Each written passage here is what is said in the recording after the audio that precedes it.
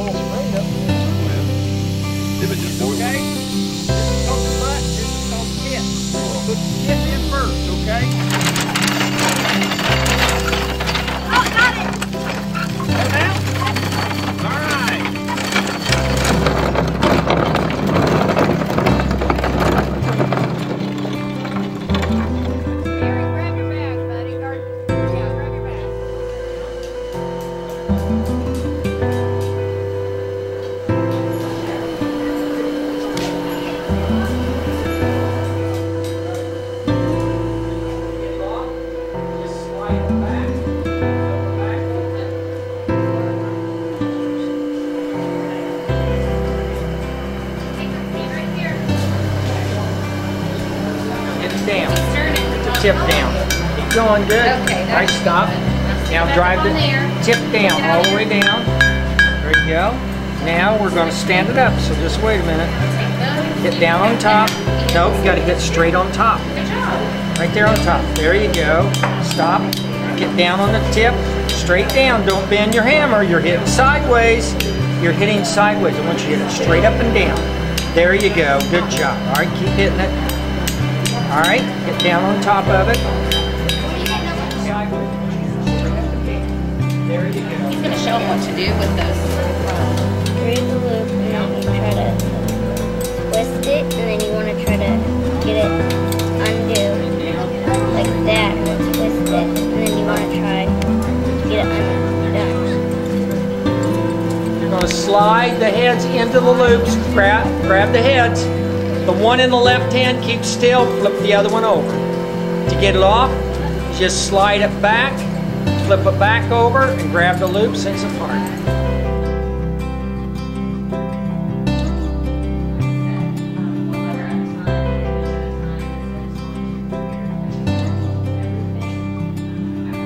I'm Kim Miller. I am a printer, so what I do is everything is hand set, so letterpress is my day job. I make posters. Here is a type case where normally it's metal type, but we put wood ones in there for the students to see. So each of these individual letters are what I set, one letter at a time, one image at a time, instead of just going to your computer, typing everything, and hitting print and it coming out on the other end. These are some of the images and the ink that I end up using. These images are called cuts, so if somebody wants a horse, then we would go and find whatever horses we have. But say somebody wants a parrot and we don't have one, then we either have to have them made or kind of come up with another game plan. This is a chase. This is what holds everything. I have just Rushville set in here, and then we use all these blocks to put everything in around it, and then these coins are what we open up and puts pressure and holds everything together, so we can eventually pick this up and take it over here to this press. This press is old. It was made in 1860. As you can see, here is where that metal frame goes with all the type. These are the rollers and the ink disc. They're my two main things that do the job for us. So once we get the chase in here, then we put paper in these metal guides, and then we spin this dude, this wheel here. When the rollers come up here, they're getting new ink. Right now, the press is actually printing on the piece of paper. And then as we open it up and go back down, we would take this one out, we'd have it, and then we'd be putting a new one back in to keep printing. Well, foresters do lots and lots and lots of different things, and as our name implies, we work out in the forest. But of all the different things that we do, our number one job My most important job is to keep the forest healthy. Spiders, everything out there is my responsibility because it's all part of that forest ecosystem. And my job is to keep that forest healthy. So why? Why do we need a healthy forest? For lots of reasons. One, the animals out there like this turkey, they live out there. Everything they need, they have to find out in the woods. When he gets hungry, he does not go to McDonald's. When he is tired, he does not go to your house and sleep in your bed. Everything he needs, he has to find out in the forest. And if the forest is healthy, he can find everything he needs without any trouble.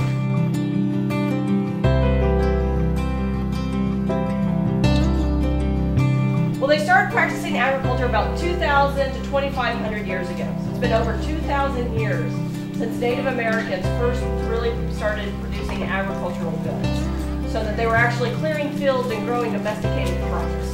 So what kind of things do you think they were growing? Any ideas? Yeah? Corn. Corn was a big one. Any other guesses? Yeah? Tomatoes. They did have some tomatoes. Beans. Their main three crops were corn, beans, and squash. So about 2,000 years ago, they were coming into an area and they decided to plant a field of corn, beans, and squash. Yeah? Trees, yeah. So the area would have been all forested. So the first thing they're going to have to do is clear off the trees. So you think they picked up their chainsaws and went out there and cut out the trees? No, because they didn't have chainsaws, right?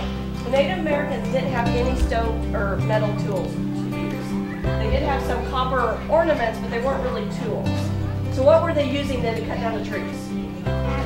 Axes. And they had stone axes. So you think it would take them a long time to cut down an acre of trees? Yeah? Does anyone know what them down? So that way they will store for long periods of time. We can keep them around. Come the winter, we have green beans to eat. We can make our cucumbers into pickles. Does everyone like pickles? Yeah. No. So we have pickles. We can can our apples in the fall of the year. So apple butter. Like apple butter on their biscuits. And we can also dry our food. So this is dried corn. So you can take and add water to this. It reconstitutes up so it grows, kind of expands again. You can throw it into like your vegetable soups. You can grind it and make meal out of it. So there's lots of different things. What might they need to do before they use this to plant their seed in the ground with? Could they just take this out and go across that grass lot with it and put seed in the ground? Yeah, or you got to work it. So you got to have loose soil to be able to put the seed in. So first thing you got to do, you got to loosen the soil up so this planter works. Modern day planters, you could go out there in that grass and put it in there. So so the seed goes in this one on this planter. Seed goes in this one on this planter. So when you plant your garden, do you just throw it? Exactly. So they use this one for fertilizer. So I'm going to guess this one's a little newer than this one because this one's got no fertilizer and this one does. But so the fertilizer might look, say, like a crystal of some kind, maybe like rock candy or maybe granulated sugar or some salt. By the fire inside the boiler turning the water into steam, and then the steam pressurizes inside. Like when you blow a balloon up, it gets bigger because it's getting air pressure inside of it. And when you open up the end of the balloon, what happens? All the air goes out. All the air comes out and it pushes it out. So when I open the throttle on the steam engine, it's like opening the end of the balloon up and pushing a bunch of pressure out.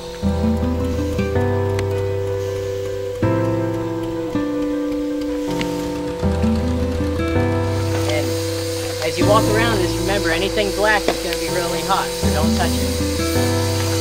So on the other side of the fire is water. You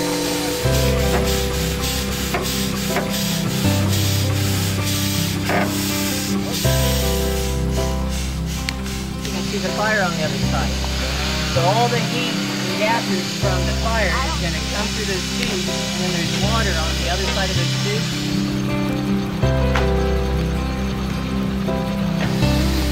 It's important to always blow the whistle before you start moving the steam engine to warn everybody around you that you're going to start doing something.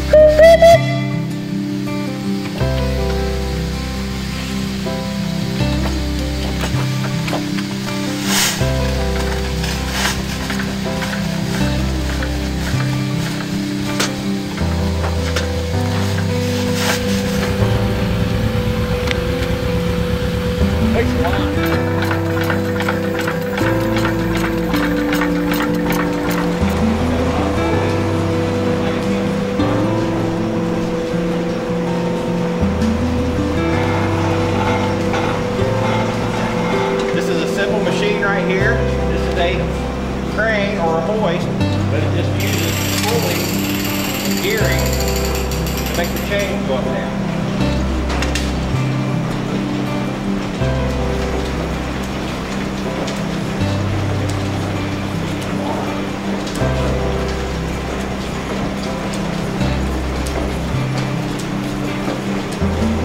This is a vise for one of the machines. Our local high school used to have a machine shop up where this was made at the Rushville High School.